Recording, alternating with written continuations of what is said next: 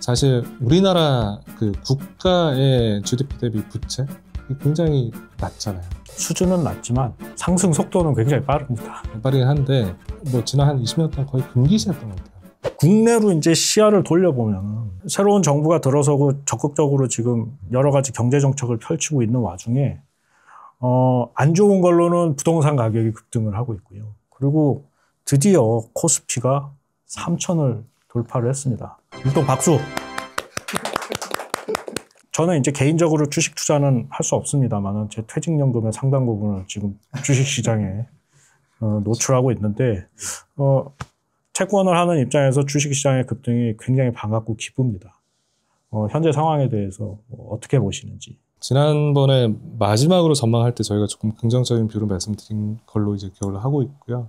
최근에 이제 코스피 기준으로 3,000포인트를 찍기는 했는데 이번 상승장에서 물론 이제 본부장님 말씀하셨던 것처럼 가장 큰 이유는 작년에 많이 빠졌다는 거 하나, 그리고 신정부가 들어오면서 관련되어 있는 정책들에 대한 시장의 신뢰도가 좀 많이 올라왔기 때문이다라고 판단을 하고 있고요. 이게 수치를만 봐도 네. 이 올해 저점 대비해서 벌써 30% 이상 급등을 했더라고요. 한 달 만에.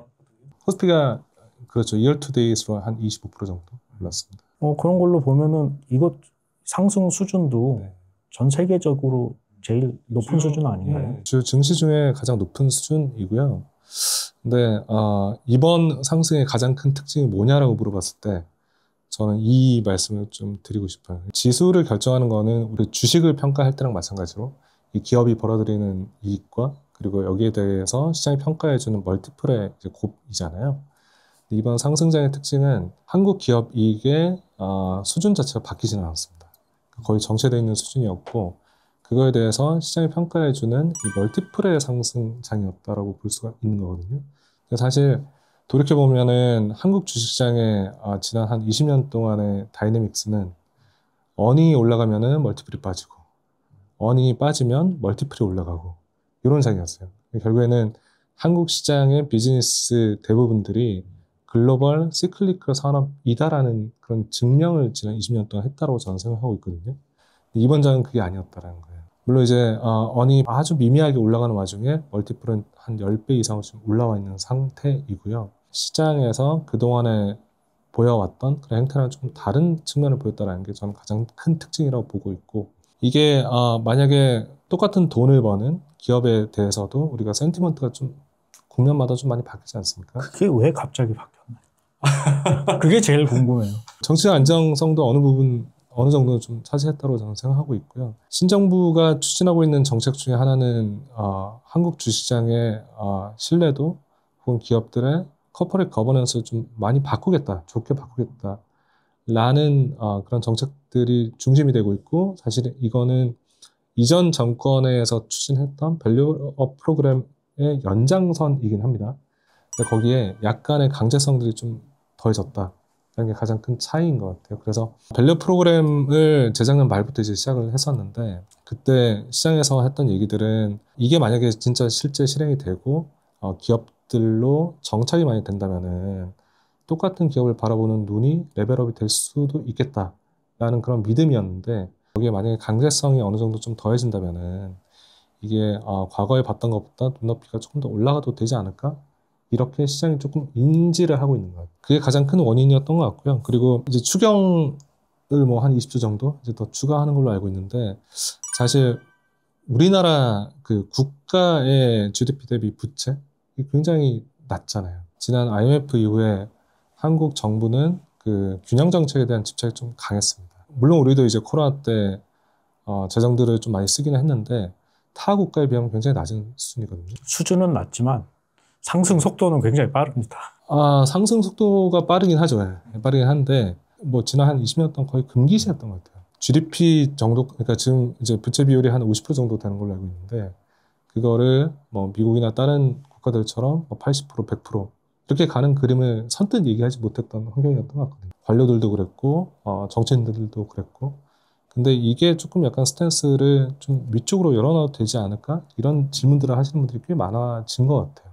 그 말인즉슨 지금까지 균형 재정에 대한 집착, 이게 조금 확장 재정책으로 스탠스 변화가 있을 수도 있겠다 여러 가지 부작용이 있을 수는 있겠지만 그래도 어찌됐건 지금 소비 경기를 살려야 된다라는 그 모토에는 대부분 사람들이 다 공감하고 있는 상황인 것 같거든요.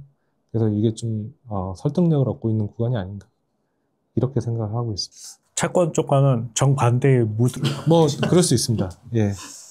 저는 일단 돈이 풀리면 좋습니다.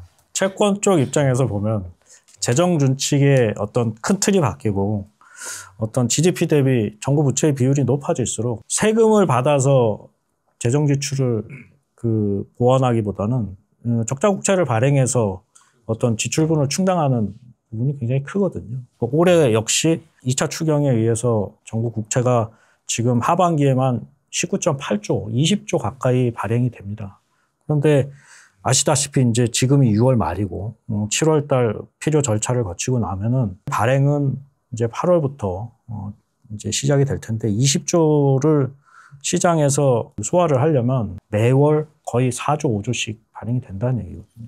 수급 쪽에서 보면은 채권 시장에 굉장히 큰 물량 압박이 이제 시작이 되는 거죠. 물론 그렇게 해서 경기가 살아나서 금리를 낮출 수 있거나 아니면은 세수가 늘어나서 뭐 내년도 예산에는 여유가 생긴다. 뭐 이러면은 뭐 더없이 좋은 뭐 재료긴 하지만 단기적으로 보면은 어쨌든 추경이라든지 소비 진작을 위한 민생회복 지원금 같은 거는 채권 시장의 부담이에요.